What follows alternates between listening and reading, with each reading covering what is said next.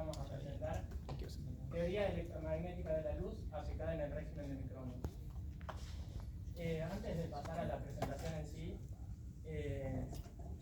preparamos una sorpresa para el final de la presentación, para la gente que le presta atención a la filmina. Entonces, nada, estén atentos a la filmina. Sí, sí, todo. Entonces, ahora sí, pasando a la presentación en sí. En 1865, Maxwell, en su trabajo sobre una teoría dinámica de campos electromagnéticos, encuentra que las ecuaciones para los campos electromagnéticos llevan a una ecuación de onda para los campos electromagnéticos. Entonces, los campos que satisfagan esta ecuación de onda y además satisfacen las ecuaciones de Maxwell se llaman ondas electromagnéticas.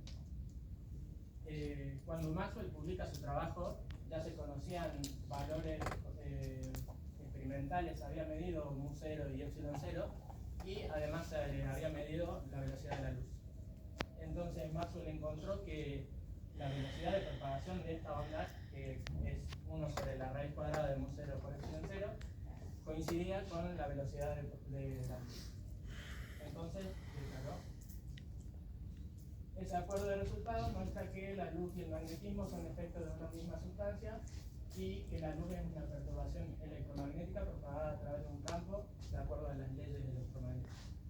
Entonces, no solo logra unificar en una sola teoría a los fenómenos de la luz, de la electricidad y del magnetismo, sino que también se encuentra, predice un amplio espectro de longitudes de onda, entre las cuales están la luz visible, los rayos X, las ondas de radio y en particular nosotros estudiamos la microondas. Bien, ¿cuáles fueron nuestros objetivos al realizar este experimento? Primero, familiarizarnos con el equipo. Después, caracterizar la onda que tenemos. ¿Qué significa caracterizar la onda? Ver si tiene una longitud de onda característica, ver si tiene una polarización, ver cómo es su decaimiento y otros factores. Luego, si vemos que es una onda electromagnética, queremos replicar experimentos que se hacen para la luz o para los rayos X, pero en regímenes de microondas. Bien, ¿qué hicimos en el laboratorio, Cristian? Bueno, está bien. Bueno, básicamente acá hay fotos de todos los experimentos que desarrollamos para verificar justamente que se cumplen los experimentos que se desarrollaron para longitud de onda en otro régimen, la luz visible, por ejemplo, y los rayos X en el régimen de microondas. Como ven, hicimos varios experimentos, entonces no solo tomamos mate. Y para este trabajo utilizamos el equipo experimental FASCO, que consistía, bueno, de dos antenas de bocina, una emisora y otra receptora, brazos reglados donde podíamos medir distancia, que estaban montados en un goniómetro que nos permitía medir orientaciones del brazo móvil respecto del brazo fijo, placas reflectoras de metal y una sonda detectora de intensidad. Bueno, muchos dispositivos. Bien, lo primero que caracterizamos fue el decaimiento de la onda, para ver si estamos midiendo o campo eléctrico o potencial. Entonces, fuimos alejando el emisor del receptor y medimos los datos. Realizamos un ajuste sobre esos datos de forma de 1 sobre R o de forma de 1 sobre R cuadrado. Y si bien el ajuste de 1 sobre R cuadrado medía mejor, o sea, ajustaba mejor, no era una importancia muy significativa. Así que de esto no podemos decir mucho, pero de lo que sí podemos decir es del frente de onda. Bueno, para estudiar el frente de onda, el montaje que se hizo fue este del emisor centrado en el centro del goniómetro y buscamos medir la intensidad variando el ángulo de rotación del brazo móvil en donde se encontraba el receptor.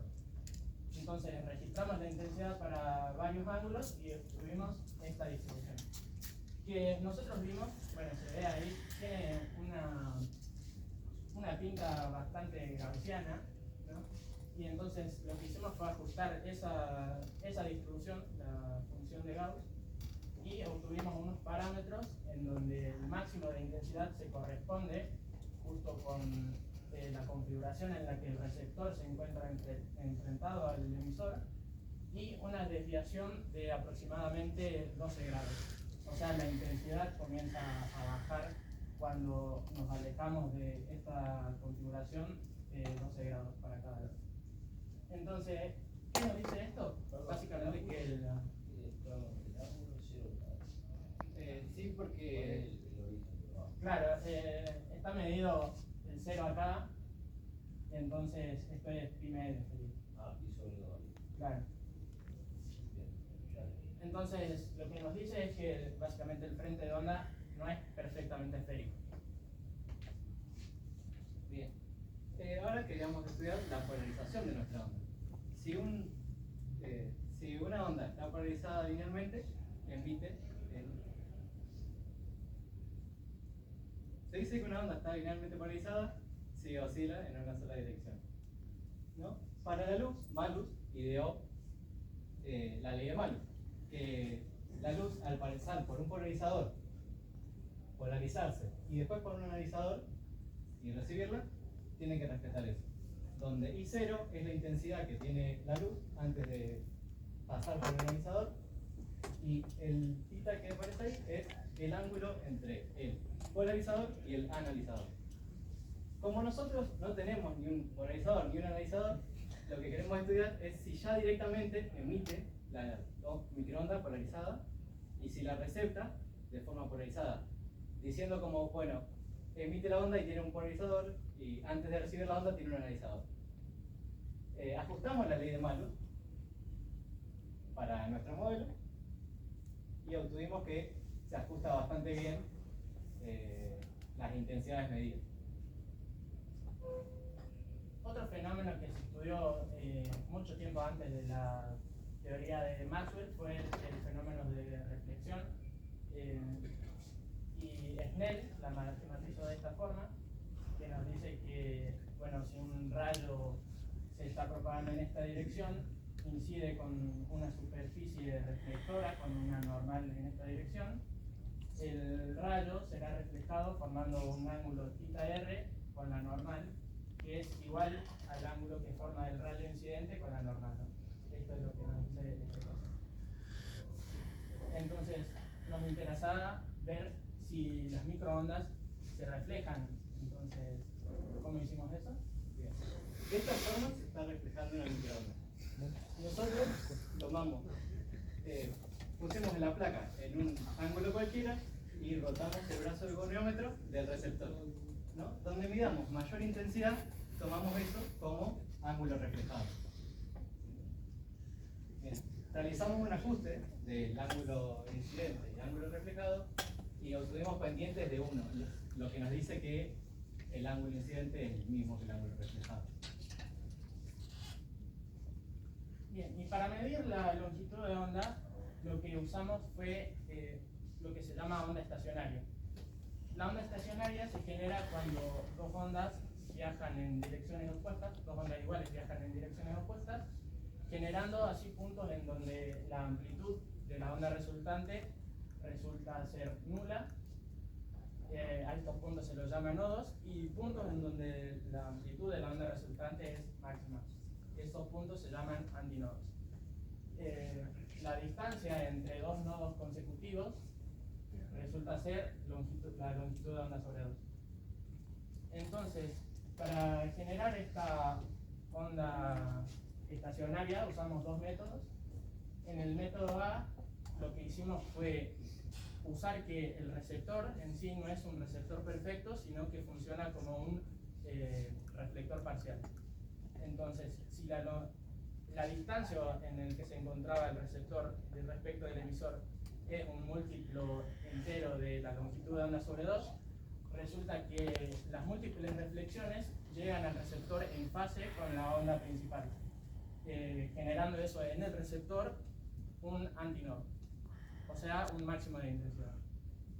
Para el segundo método lo que usamos fue una placa reflectora para generar esta onda estacionaria y medimos la intensidad con una sonda detectora que pertenecía al equipo experimental. Entonces, ajustamos una ecuación lineal en base a esta ecuación que nos dice, bueno, la posición del iésimo nodo o antinodo, ¿no? Ajustamos esta ecuación lineal y bueno, la pendiente resulta ser la longitud de onda solar. Bien, vimos recién como dos ondas, cuando se superponen, se generan interferencias. La interferencia está dada por esta ecuación de acá, donde la I1 es la intensidad de la onda 1, la I2 es la intensidad de la onda 2, y el delta que se observa ahí es la diferencia de fase entre estas. Se puede ver de esta ecuación que si la delta es pi o múltiplo de pi, ese último término, queda negativo, haciendo que haya mínimos de interferencia, mínimos de intensidad y máximos de intensidad.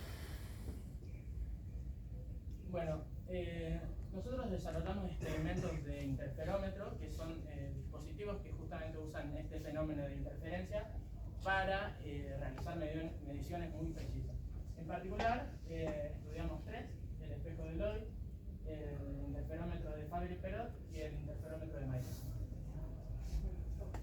El espejo de Lloyd consiste en esta configuración en donde el emisor se encuentra enfrentado al receptor, por lo tanto existe un haz de la onda que viaja directamente del emisor al receptor y una placa reflectora de metal que se coloca con su superficie paralela al eje que une el emisor y el receptor, en donde una onda que viaja desde el emisor hacia la posición del receptor se ve reflejada hacia el receptor, y esta diferencia del camino recorrido produce una diferencia de fase y por lo tanto produce interferencia. Lo que hicimos fue medir la posición de la placa reflectora en la regla, que nos generaba mínimos de intensidad. Para el interferómetro de Fabry-Perot, lo que se hizo fue, con dos placas semireflectantes, generar una cavidad donde haya una onda estacionaria. Si la distancia entre estas dos placas es un múltiplo de la longitud de onda sobre 2, entonces el receptor capta un mínimo. Y para el interferómetro de Michelson, lo que usamos es una placa de madera semireflectante que actúa como divisor del haz incidente, generando dos haces que viajan de manera perpendicular y son reflectados por esas placas de metal y recombinados.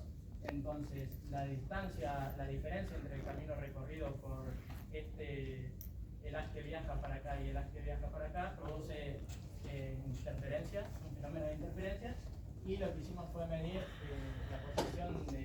variando la posición de las placas reflectoras, buscamos los mínimos de intensidad. Bueno, realizamos estos ajustes lineales para obtener así una pendiente relacionada con la longitud de onda sobre 2, en donde se ven acá los números del enésimo mínimo y la distancia entre los mínimos. Obtuvimos los mínimos. Bien. El manual del equipo nos daba una longitud de onda de 2,85 centímetros. Nosotros obtuvimos las demás y las comparamos en un régimen del 95% y nos dio que eran comparables, porque bueno, se puede ver que son muy parecidas a lo que dice el manual del equipo. Otro fenómeno que se da debido a la naturaleza ondulatoria de la luz es el fenómeno de difracción, que se produce cuando una onda incide con un obstáculo. Entonces este obstáculo genera una desviación en la propagación de la onda respecto de la propagación original, lo que produce interferencia con la onda principal y da lugar a patrones de interferencia que pueden ser estudiados y esta interferencia depende de la geometría del obstáculo. Bien. Cuando el obstáculo se trata de una red cristalina, los átomos son los que actúan como dispersores y los máximos de intensidad siguen lo que se dan cuando se cumple la condición de Bragg o ley de Bragg, donde D resulta resulta ser la distancia entre los planos atómicos, m el orden de la difracción, lambda la longitud de onda y θ es el llamado ángulo de Bragg. Por ese trabajo de estudiar las redes cristalinas por medio de rayos X, a William Henry Bragg y Lawrence Bragg, padre e hijo, le otorgaron el premio Nobel en 1915. En cristalografía existe una forma de medir esa D usando 3 enteros y una distancia perpendicular entre ellos. Nosotros, como tenemos un cubo, lo que vamos a usar es esos enteros como las coordenadas cartesianas y esa distancia perpendicular como la distancia entre los átomos. Donde usamos el plano 1, 0, 0 como el plano rojo, el plano 1, 1, 0 como el plano verde y el plano 1, 2, 0 como el plano violeta. Bien. Pero este experimento está hecho para rayos X. Lo que nosotros hicimos es crear un cubo que tenga las dimensiones comparables con la longitud de onda. Entonces, acá se puede ver una foto del cubo utilizado que forma parte del dispositivo del equipamiento experimental. Bueno, acá lo que resulta ser los planos 1, 0, 0 son estos, 1, 1, 0 resulta ser este, y el 2, 1, 0 resulta ser este átomo con este átomo. El cubo es de polietileno expandido, ¿no? Y los que son los átomos son pelotitas de metal. También lo que hicimos fue medir directamente la distancia entre pelotitas de metal, lo que se corresponde con el parámetro de red, la A de la ecuación que describimos. Entonces, ¿cómo hicimos para medir? Para medir pusimos el cubo en alguno de los planos antes mencionados y atrás el receptor. Fuimos corriendo el cubo 1 grado y el receptor 2. Y así fuimos captando la intensidad, lo que nos devolvió el siguiente patrón de intensidad. Bueno, acá lo que vemos es en amarillo la intensidad registrada para el plano 1, 0, 0.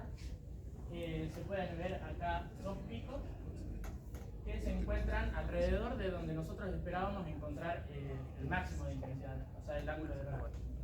Lo que hicimos fue tomar el promedio de estos dos ángulos y asignarle a ese valor el ángulo de Bragg. Lo mismo hicimos para el plano 1, 1, 0, porque acá observamos dos picos, y para el plano 2, 1, 0 no fue necesario porque vemos un pico bien definido, y además también para el plano 1, 0, 0 vimos un segundo pico en esta que corresponde con el orden de difracción n igual a 2 en la ley de Bragg, o la distancia entre planos 2, 0, 0 según el concepto que obtuvimos estos resultados de distancia entre planos atómicos y nuevamente vimos que resultan comparables experimentalmente bajo un cierto grado de fiabilidad del magnetismo. Muteate. Bien. ¿Qué podemos concluir de esto? Que la microonda que teníamos se puede caracterizar. Segundo, que es una onda electromagnética. Y al ser una onda electromagnética, podemos concluir que se pueden realizar experimentos para otros regímenes, ajustando las dimensiones de los problemas, como vimos en la difracción de Bragg. ¿Preguntas?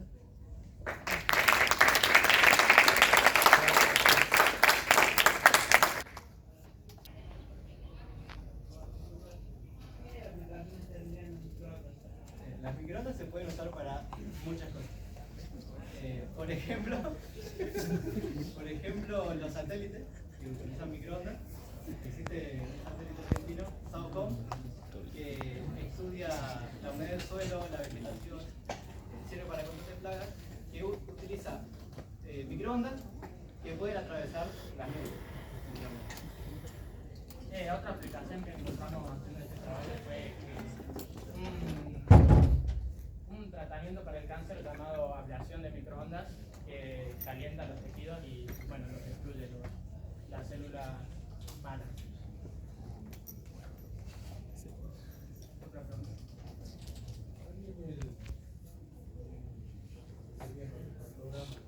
¿Cómo?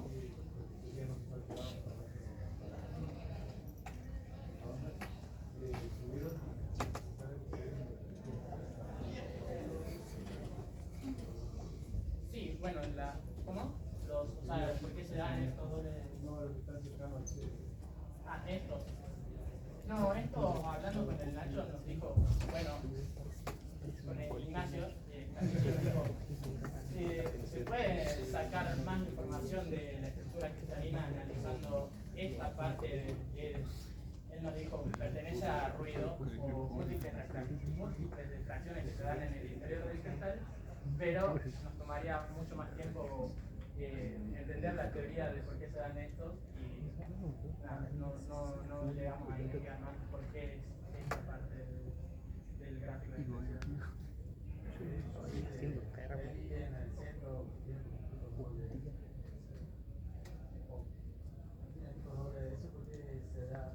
Y se da porque si no alineas bien el cubo, o sea, es un experimento muy preciso.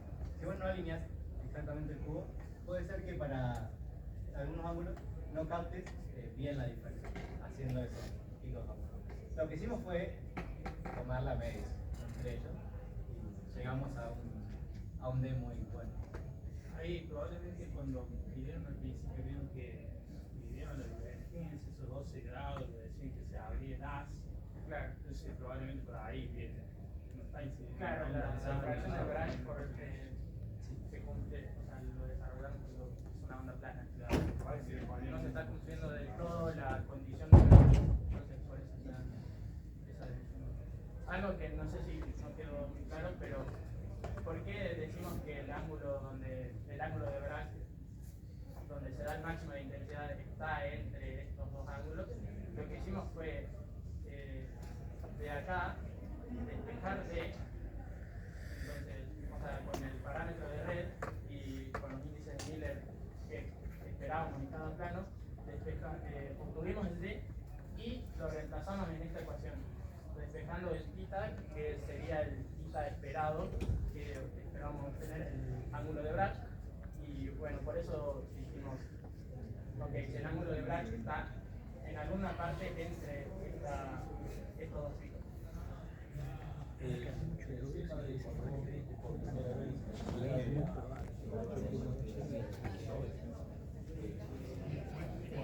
o el frente de onda?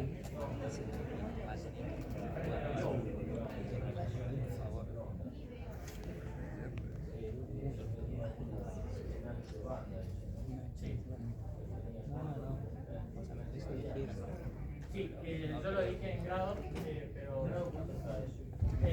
la sigma de la gaussiana era aproximadamente 12 grados.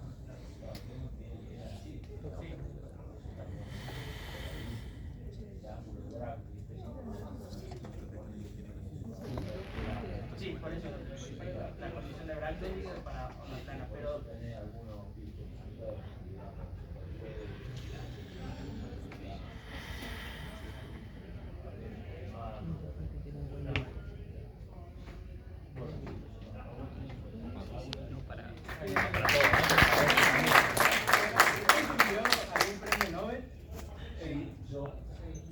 Pero el lobito.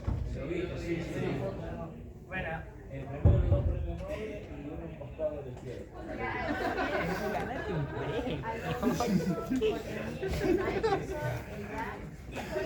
Está buenardo.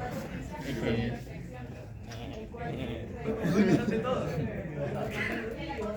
Yo lo vi, solo Soborno.